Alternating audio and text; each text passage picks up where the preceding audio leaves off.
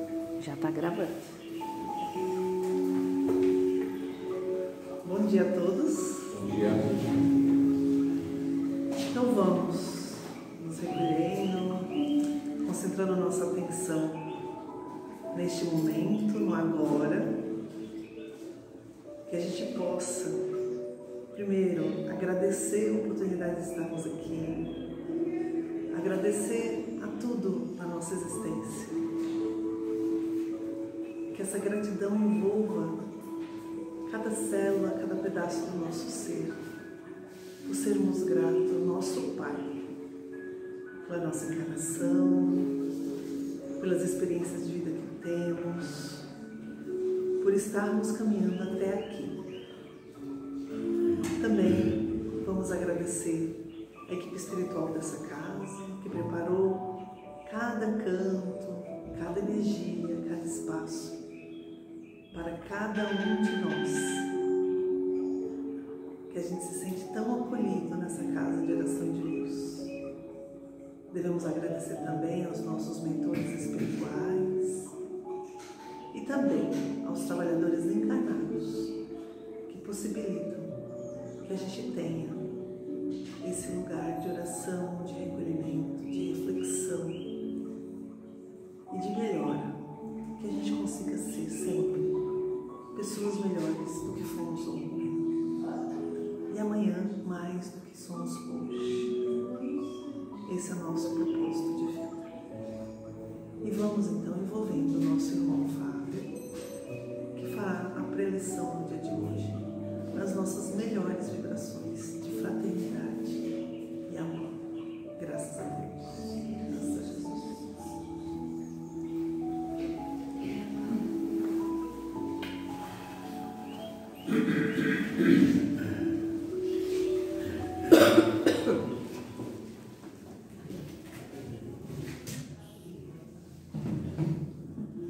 Bom dia.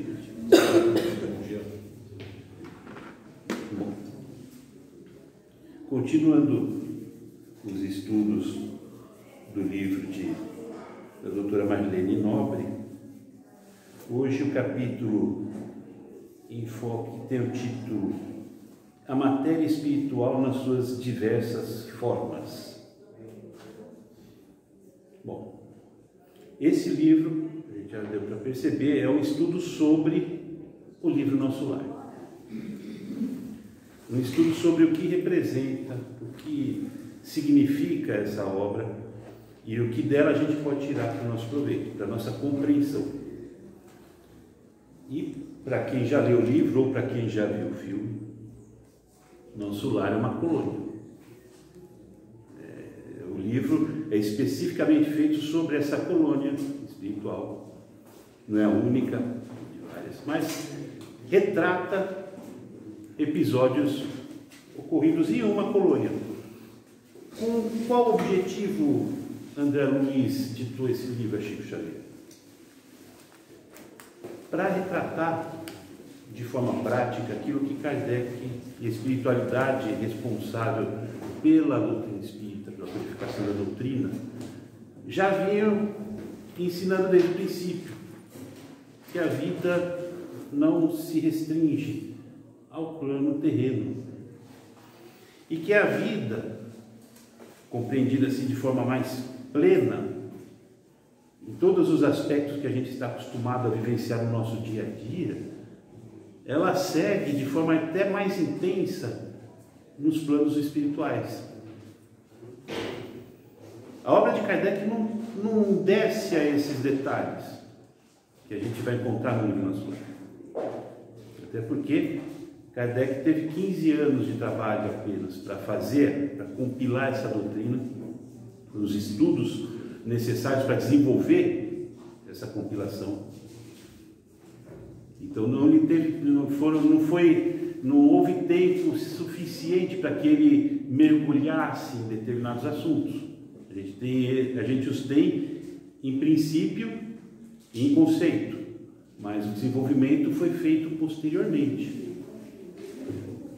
Em 15 anos, Kardec escreveu 5 obras,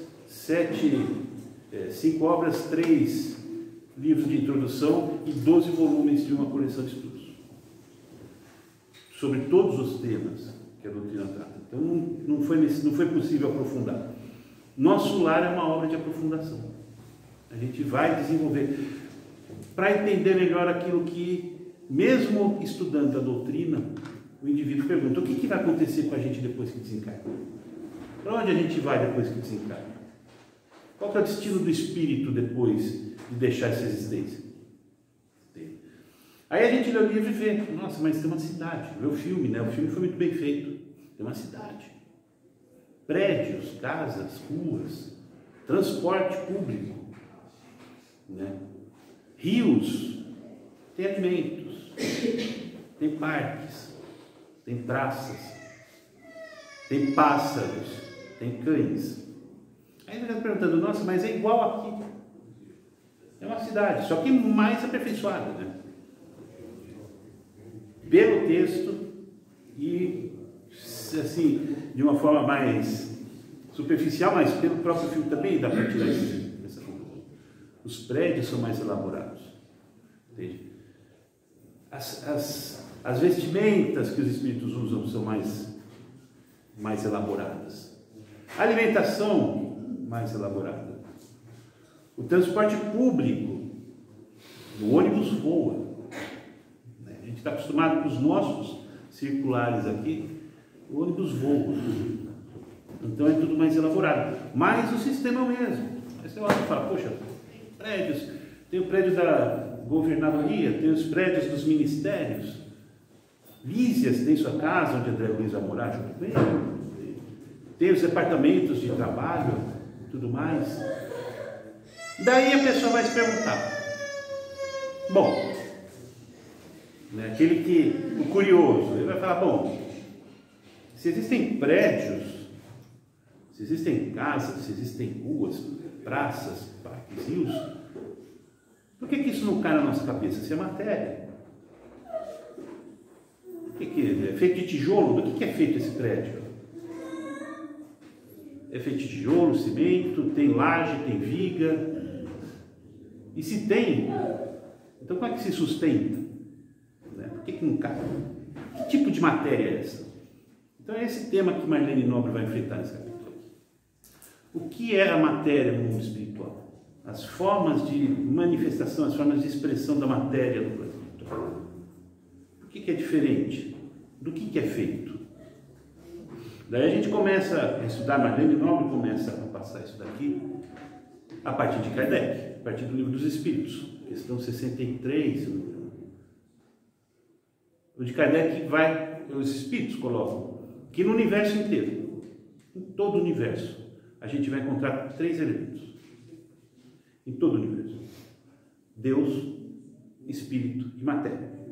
O universo é composto disso: Deus, Espírito e matéria, em todas as suas manifestações. O universo aqui, o termo universo Kardec usa de forma global. O Espírito usa de forma global, ou seja, o universo inclui mundos físicos, planetas habitados, nossa realidade, e também o plano espiritual, o mundo espiritual, os mundos espirituais, porque também fazem parte do universo. E a matéria é a mesma. Então Kardec, quando questiona para os espíritos: a matéria é formada de um só ou de muitos elementos? De um só elemento primitivo. Os corpos que considerais como corpos simples, aquela forma mais rudimentar, mais simplificada de manifestação da matéria, né? Não são verdadeiros elementos, mas transformações da matéria primitiva. E aí Kardec conclui, citando como exemplos o oxigênio, o hidrogênio, o azoto, o carbono e todos os corpos que consideramos simples não são mais do que modificações de uma substância primitiva. Na impossibilidade em que nos encontramos ainda de remontar de outra maneira que não pelo pensamento a essa matéria, esses corpos são para nós verdadeiros elementos e podemos, sem maiores consequências, considerá-los assim até nova ordem. Então a gente trata, quem estuda química, a tabela periódica, os elementos simples, oxigênio, hidrogênio, como elementos diferentes da matéria, mas não é. Eles são manifestações diferentes da mesma substância que dá a origem à matéria. E Kardec trata como fluido universal. É a mesma substância que se modifica na sua composição e na sua manifestação, dando diferentes elementos, mas a matéria é a mesma. Então a matéria que é utilizada em nosso lar para realizar toda a construção da cidade, toda edificação, toda planificação, é a mesma que nós usamos. É a mesma matéria. A tabela periódica que serve aqui é a mesma que serve lá. Mas como que isso funciona? Aí nós vamos entrar no campo da expressão da matéria. E nesse campo, para a gente entender isso, é preciso que a gente entenda primeiro a limitação que o homem tem de entender a matéria em suas diversas expressões. Hoje em dia, na escola, quem está estudando no ensino médio, física, não sei se é no final do ensino fundamental, quais são os estados da matéria? Se tivermos algum aluno aqui, pode falar, vai ser muito bacana, que eu tive que ler isso hoje, que eu já não lembrava mais. Só você. Eu não lembrava mais. Então, a gente vê lá, sólido, líquido e gasoso. A galera tá com a memória boa. Tá, o pessoal está estudando, eu estou vendo que a turma está estudando. Eu acho que semana de prova está chegando, o pessoal já está pegando no ritmo já. Tá. Sólido, líquido e gasoso. Essa resposta estava certa até 1928. Sim. Aí física quântica. Aí a gente, em 28, foi descoberto como um estado da matéria o plasma, o gel, né? O quarto estado da matéria. Então, o plasma. Só que em 1928 para cá, as pesquisas evoluem, a tecnologia evolui, os meios de investigação científica evoluem. E hoje nós temos 7 estados da matéria conhecidos. Eu devo ter aqui ó, sólido, líquido, gasoso, plasma, condensado de Bose-Einstein, gás fermiônico e superfluido de polarizations. Eu acho que se fala assim. Eu não estudei isso, então não posso, eu estou isento do erro. 7 estados, hoje. Mas para o homem que vivia em 1927, eram 3. E estava certa a resposta, porque era só aquilo que se conhecia na época. 3 estados, hoje são 7. Agora, por que estão surgindo novos estados? Porque a matéria se manifesta de muitas formas. Essas combinações dessa mesma substância que os espíritos ensinam para Kardec, elas ocorrem de N maneiras. A gente ainda não tem condições de dizer definitivamente, estancamos, conseguimos atingir todos os objetivos, todas as formas de expressão da matéria já conseguimos descobrir. Ainda não está no nosso alcance entender isso. Por isso que a pesquisa continua, por isso que a ciência continua a investigar, continua a perquirir. Porque há mais. E isso vai se desenvolvendo com o desenvolver da capacidade de investigação científica, da capacidade de pesquisa, da capacidade tecnológica de permitir a realização dessa pesquisa. Agora, se em menos de um século a gente passou de 3 para 7 estados, quantos podem ter então? Não dá para saber. Mas o que acontece? Quando o homem vai pesquisar algo, vamos imaginar, por exemplo, os cientistas que pesquisam vidas em outros planetas. Qual o parâmetro que eles vão utilizar para realizar essas pesquisas? Parâmetros que eles conhecem aqui. Então eles vão pesquisar a vida em outro planeta, por exemplo, usando os critérios que a gente tem, que é a nossa disposição, os critérios que nós usamos no nosso cotidiano. Matéria em estado sólido, em estado líquido, em estado gasoso. E agora tem mais esses 4 outros aqui que talvez possam também ser utilizados nesse programa, mas esse é o limite. E se nesses outros lugares nós tivemos mundos constituídos com a matéria expressa em outros estados que não esses 7? O homem seria capaz de detectar, pesquisando-os, dentro desses critérios limitados? Por isso que não há ainda uma resposta definitiva. A própria ciência ainda continua a investigar Isso não dá como caso encerrado. E quando Marlene Nobre começa a estudar esse capítulo, porque é uma coisa muito... Nosso Lar é um livro que tem muita novidade, tem muita coisa diferente. É uma realidade muito distinta para o destino do espírito depois da sua desencarnação. Se a gente contextualizar, o livro foi escrito em 1943. O Brasil era um país majoritariamente católico. Fazia, aliás, vigia na época, era a Constituição de 1891, que era expressa em dizer que o Brasil, a religião oficial do Estado era católica. Então o Brasil era um país oficialmente católico. E a crença católica, simples, a crença católica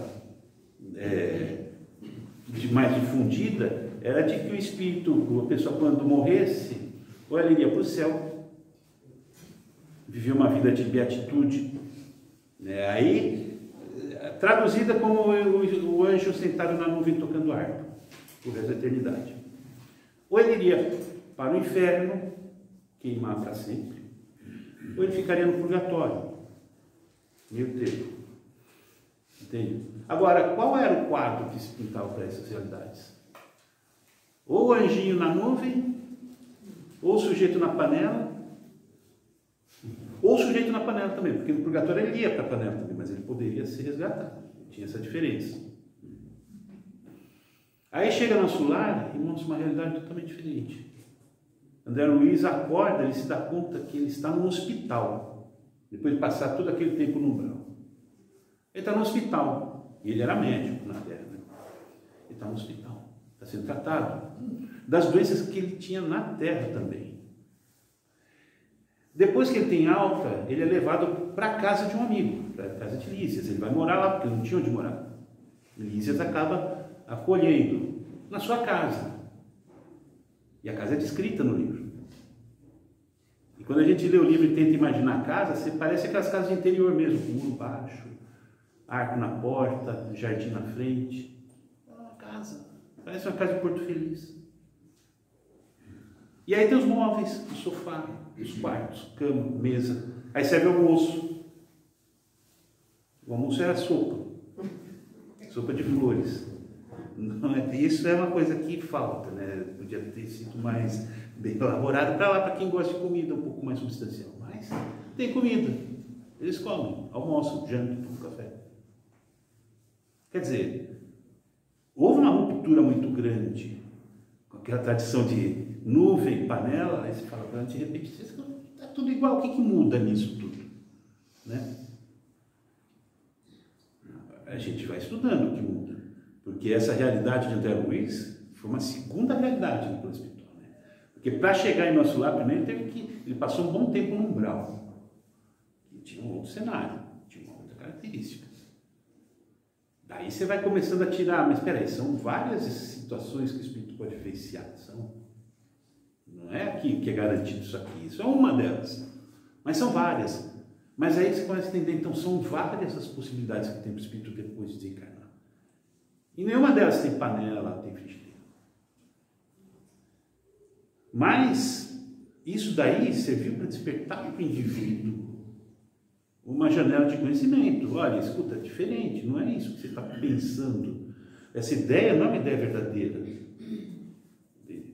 A vida é muito mais ampla, de maiores possibilidades do que isso que a gente está vivendo hoje. Até chegar na conclusão, quando a gente começa a entender, estudar e compreender esse mecanismo, de que o que a gente vive hoje aqui, a nossa realidade da Terra, a nossa organização social, entende? A forma como a gente vive, como a gente se protege, por exemplo, habitações, cidades, é uma cópia do que a gente traz de lá. Não foi tirado, ele não tirou do nada. Por que a gente se organiza dessa forma? As cidades, bairros, as casas, enfim, não foi tirado do acaso. É uma reminiscência que o Espírito já traz consigo. Aqui é uma cópia. Agora, a matéria daqui, se é uma cópia de lá, a matéria é a mesma. Para poder fazer essa cópia, a gente usa o mesmo molde. Não é exatamente igual, ainda porque para trazer de lá para cá é preciso que esse transporte seja feito de forma harmônica, ou seja, as mesmas qualidades e características que a gente tem lá, até aqui. E nós aqui não nós temos ainda. Então não é uma cópia 100% perfeita, mas é uma cópia. Agora, a matéria tem que ser a mesma também, um molde de matéria, para poder realizar uma cópia. Vai xerocar uma folha, a gente ainda precisa xerocar uma folha. Você precisa ter também uma folha para conseguir ter a cópia. Se não tiver o mesmo meio, a gente não consegue. Então, que matéria temos lá? É a mesma. Isso permite o quê? Que nós tenhamos prédios com paredes? Sim. Que o Espírito tenha roupas? Sim. De tecido? Sim. Sapatos? Sim. Veículos? Sim. E nisso não há nada de anormal. O que foi explicado, o que foi demonstrado no livro Nosso Lar, que a doutora Marilene Nobre tenta desenvolver nessa obra, é justamente isso. As coisas seguem num padrão linear, sem solução de continuidade, sem rupturas, nas mesmas bases. Porque se o Espírito precisa desenvolver, se o Espírito precisa, se o objetivo do Espírito é atingir a perfeição dentro de um arco evolutivo, os meios que ele tem à disposição para realizar esse arco não podem ser diferentes. Porque, do contrário, se fosse diferente, ele estaria sempre começando num processo de readaptação aos meios para poder, então, propulsionar seu desenvolvimento. E toda vez que ele reencarnasse ou desencarnasse, ele teria de voltar no começo, num outro arco, para se adaptar a esse arco, entender e propulsionar de novo. Então a gente não sairia do lugar. É sempre começando. Não pode ser diferente. O que a gente encontra aqui no nosso dia a dia, a gente vai encontrar lá. Mas não é igual, não é igual. Porque aí a gente vai entrar em detalhes da física quântica, da química. Entende? Quem estuda isso, quem tem o conhecimento disso maior, sabe que os átomos têm seus determinados padrões de vibração. Aqui a gente funciona no nosso planeta encarnado. Em outros meios tem outros padrões de vibração. E é isso que permite com que vários planos possam se coexistir no mesmo ambiente, embora em dimensões distintas e não conectáveis entre si. Daí que a gente fala, nosso lar é uma colônia assim. Onde que ela está situada? Quantos metros de altura ela está situada? Qual é aquela ideia, né? O céu é lá em cima, o inferno é lá embaixo. Eu falo, não, nosso lar não está lá em cima. Esse plano espiritual não está na estratosfera, naquelas camadas da estratosfera do céu. Não é assim. Ela está aqui. Aliás, aqui, no nosso mesmo ambiente, existem outras dimensões espirituais que estão vivendo normalmente de maneira autônoma, não estão conectadas a nós, né? Nós não podemos conectar com elas, a não ser aqueles que têm, né, o canal mediúnico já desenvolvido, que podem fazer de repente esse intercâmbio. Mas a matéria é a mesma. E a partir dela o espírito vive no plano espiritual da mesma forma como a gente vive aqui, usando esses elementos como mecanismos de interação e de progressão. Aqui a gente tem à nossa disposição todas as ferramentas que a vida cotidiana oferece para a gente crescer, tanto na vida dita normal, nossa vida terrena, que a gente vai estudar, depois a gente vai ter uma qualificação profissional, depois vamos trabalhar, ter uma família, um local para que ela possa viver, até chegar ao nosso tempo. Tudo isso aqui serve para essa vida e também para a nossa vida espiritual, porque a partir da forma com que usamos isso, nós também progredimos, desde que o uso seja feito de acordo com os princípios das leis espirituais, das leis de Deus. Lá também, gente vai para lá, vamos encontrar os mesmos mecanismos, os mesmos elementos, as mesmas ferramentas à disposição do espírito. Vai estudar? Tem. Nosso lar tem suas universidades. Aliás, uma das qualidades como colônia de regeneração, né, de espíritos, nosso lar tem um enfoque muito especial na parte da educação, para mostrar como é importante estudar, como é importante para o espírito adquirir conhecimento. Também a gente usa isso para trazer para a nossa realidade aqui. Todos que vêm aqui ouvem muito, precisa ler, gente, precisa estudar, tem os cursos, tem as obras. Não basta só ouvir, é preciso ler, é preciso aprofundar, né? Porque é uma necessidade do espírito. Para crescer, a gente precisa estudar, precisa saber. Lá tem esse enfoque. Então você vai para universidades, para as escolas lá, tem. Uma vida normal, absolutamente normal. E vamos encontrar os mesmos elementos que nós temos aqui à nossa disposição. Aprimorados? Com certeza. Mas são os mesmos. Não vai haver diferença. E no fundo, essa é a grande ideia do livro do Nosso Lar. Fazer com que a gente entenda que não há diferença entre um plano e outro. Porque isso desmistifica muitas coisas. O indivíduo que entende isso, de repente ele também compreende por consequência que a morte não é nada mais diferente do que um acordar de manhã, um evento do dia qualquer. Essa mudança de plano, porque a sequência é a mesma, com a mesma característica.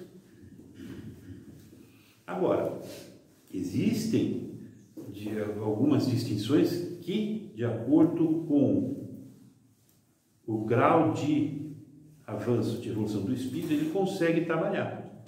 Por exemplo, a matéria com que são construídos os prédios, as casas, etc., toda a estrutura de nosso lar, da cidade, é a mesma. Embora, como Kardec use o termo mais sutilizado ou mais quintessenciada. Por quê? Porque manifesta, porque expressa num grau diferente daqueles que a gente conhece, de uma forma diferente daquelas que a gente conhece aqui na Terra. A matéria que o espírito se vale para desenvolver sua evolução. Porque a gente já teve a oportunidade de estudar isso. O espírito, enquanto está caminhando para a sua perfeição, ele necessita reencarnar. Porque a reencarnação é parte pedagógica desse processo, parte essencial. Para reencarnar, ele necessita de um veículo que lhe permita ao espírito lidar com a matéria. Permita ele manipular, interagir com a matéria, porque ele vai precisar disso. Ele vai estar nos dois planos, ele vai estar envolto pela matéria para poder trabalhar. E o mecanismo que no espírito permite essa comunicação é o perispírito. Então, o espírito, ele tem esse envoltório, como se fosse um traje especial do mergulhador de borracha, aqueles trajes de escafandro, que lhe permite interagir com a matéria. É o perispírito que faz essa ligação. E o perispírito também é feito de matéria. O espírito também está envolto nisso pela matéria. Agora, a partir da sua capacidade, a partir do seu grau de evolução, o espírito consegue para si manipular essa matéria que lhe é afetada. E para que isso serve? Eu estou falando isso porque quando o espírito desencarna, como é que ele vai aparecer? Que forma tem o espírito depois que ele desencarna? Eu, por exemplo, não vou desencarnar e vou chegar do lado espiritual, tipo um Cauã Raymond. Não vai ser assim. Vai olhar no espírito e vai falar, não, continua sendo. A forma do espírito, a forma que foi moldada para essa encarnação. Agora, os espíritos mais, porque sabem, porque estudaram, porque entenderam os mecanismos e entenderam o funcionamento desses mecanismos, eles conseguem para si fazer essa adaptação. Então, um espírito pode mudar de forma, mudar a sua aparência, por uma existência anterior para se manifestar. Por exemplo, um exemplo bem claro, todo mundo conhece a imagem de Bezerra de Menezes, pelos retratos que a gente tem relativos, né, às imagens de época, que viveu no final do século XIX, né, como deputado do Rio de Janeiro, médico, etc. Então tem aquela imagem. Todo mundo guardou aquilo, né? A gente, no centro, tem aquela imagem, mas aquela não é. Aquilo foi uma das imagens que Bezerra de Menezes teve. Assim como nós tivemos N outras formas. Hoje, essa que a gente está usando hoje é a forma atual dessa encarnação, mas e as outras? Né? Agora, muita gente pede auxílio e ora em prol de Dr. Bezerra de Menezes, pedindo auxílio, pedindo um amparo nas horas mais difíceis, principalmente para o Brasil ligados à saúde, porque como médico, né, a atuação dele aqui foi justamente nesse sentido. Então é normal que quando ele se manifeste, com seus prepostos se manifestem, com a imagem que ele tinha, para que a pessoa que está pedindo e está precisando de ajuda, ele tenha nessa visualização, nessa identificação, um reforço da sua fé. Ela está sendo atendida. Então Bezerra, é ele que está me atendendo. A gente ainda tem que usar essas muletas, né? Então, isso pode acontecer para espíritos que já atingiram Jesus. Podem manipular. Daí sai um outro entendimento, que também merece um estudo mais aprofundado. A possibilidade do espírito, por meio da sua emanação mental, trabalhar a matéria. Aqui a gente trabalha a matéria com a mão. Você vai construir uma casa, uma parede, é tijolo, é cimento, é concreto, é viga. Trabalho manual árduo. Agora, no plano espiritual é pela mente. Os espíritos sabem, conseguem fazer essa manipulação pela mente. Conhecendo e dominando o processo, lógico. Para isso é preciso se capacitar. Mas eles podem fazer pela mente. Aqueles que não entendem isso ainda se submetem aos limites da matéria como a gente se submete aqui. Eu não posso mudar essa aparência, a não ser que eu quebre ela e faça outra, de outra forma. Mas para fazer isso eu preciso saber também. Eu não estudei como fazer construção civil, não sei esses processos. Precisaria saber para poder realizar isso. E isso serve os dois lados. Aí tem gente que vê e fala assim, nossa, a pessoa tira inspiração, né?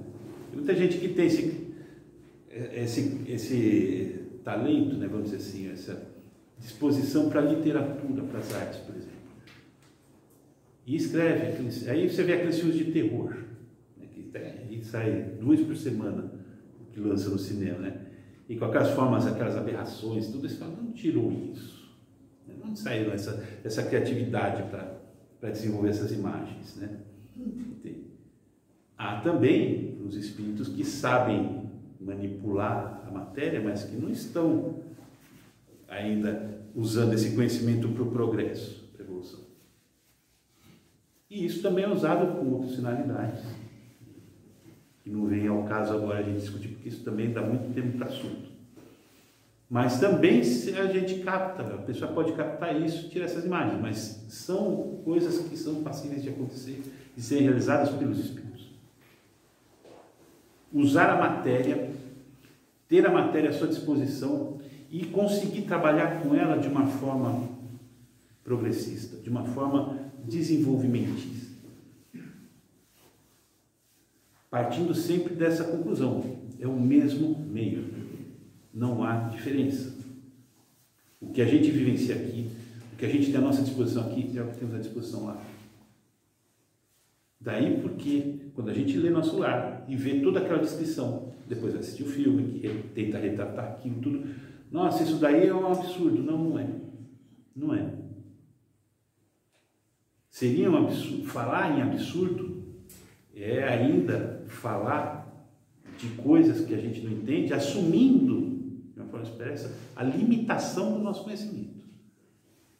É como falar, não existe ar, porque eu não estou vendo ar. Mas está respirando por quê? Está vivendo por quê?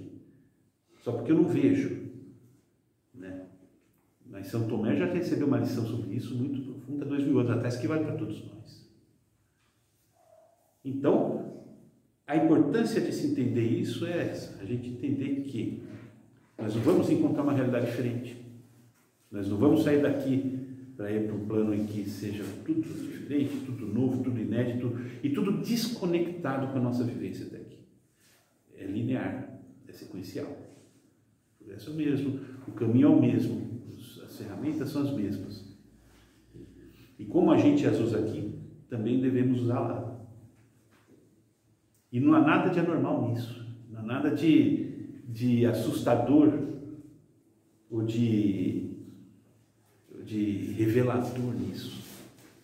A hora que a gente acordar no plano espiritual e se ver numa colônia, ou numa casa de atendimento, numa casa de repouso, ou na casa de alguém de nossa família espiritual que já foi antes e que já está de volta lá, vivendo a vida lá, não existe nada de anormal nisso, não é porque a gente fica assustado.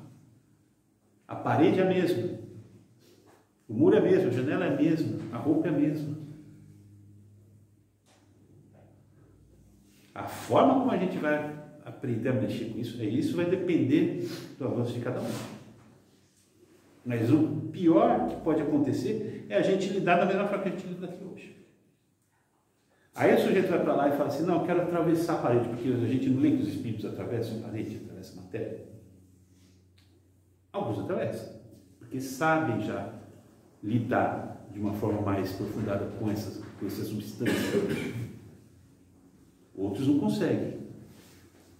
Aí tem André Luiz também, os espíritos que não conseguiam atravessar a porta da casa porque está fechado. Mas espírito, não muda. Continua sendo os mesmos obstáculos para quem não entende. Continua tendo a mesma limitação para quem ainda não consegue aprender os processos de manipulação. Tudo igual. Então, a importância desse capítulo e do livro em geral é essa. Fazer que a gente entenda um pouco mais. A gente vê o livro, a gente vê o filme, mas ainda continua muito com aquele pé na frigideira e na nuvem, sabe? A gente precisa elaborar um pouquinho mais isso. Porque, afinal de contas, não é uma coisa que a gente vai estudar, está estudando, para os outros, para um conhecimento externo, para que outros entendam, outros apliquem para a gente. Para a nossa realidade, a nossa preparação. Como é que eu vou preparar para algo que eu não sei nem o que vai ser, eu não sei como é que eu vou lidar com uma coisa dessa. Então, fica aí o destaque para a importância desse estudo, para a importância dessa obra. Não veio por acaso, não é um conto de fadas para ficar lá no instante a gente fica, nossa, que ideia fabulosa, né? Que coisa mais maravilhosa. Não, é realidade. É tão boa quanto a nossa, tão palpável quanto a nossa. Então, fica o convite aqui para a gente, quem ainda não começou a ler esse livro, quem ainda não leu o Nosso Lar, para estudar, para ler, porque é uma coisa muito válida. Agradeço a paciência de todos, vocês tenham um excelente domingo e para os pais aqui um feliz Dia dos Pais.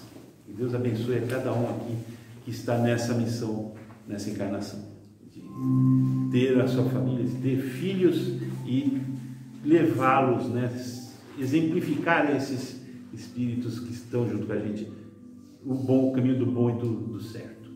Que Deus abençoe a todos nós.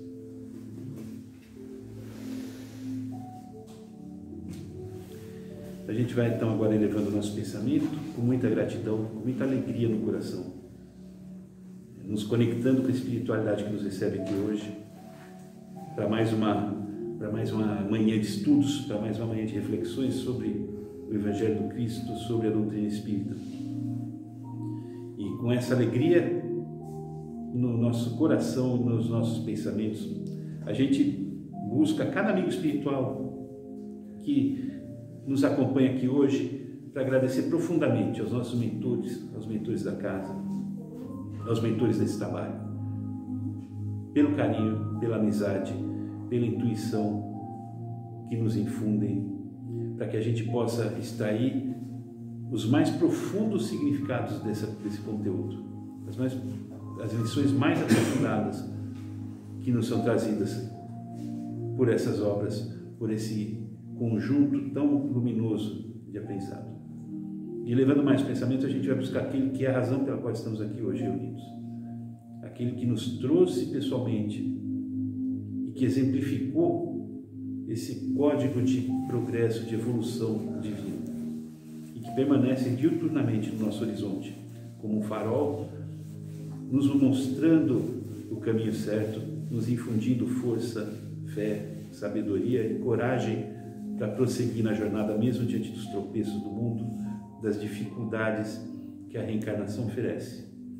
Então, nosso Mestre Jesus Cristo, nosso Senhor, nosso muito obrigado por todo o seu amor, sua paciência, sua misericórdia para conosco. Que suas bênçãos, Mestre, possam envolver cada coração aqui presente hoje. Que cada um possa se sentir aquecido pelo seu amor e renovado na sua fé, em seus ensinamentos, para levá-los no seu dia a dia, para praticá-los no seu cotidiano. Que cada um aqui possa funcionar como uma carta viva do seu Evangelho, auxiliando dentro de suas limitações na divulgação e na propagação de seus ensinos, dando o nosso contributo para que essa família humana ainda tão necessitada de despertar para as clarezas do Espírito possa se integrar cada vez mais firmemente nos mais profundos laços de amor e de paz promanados de nosso Pai. Que assim seja, graças a Deus e graças a Ti, Jesus.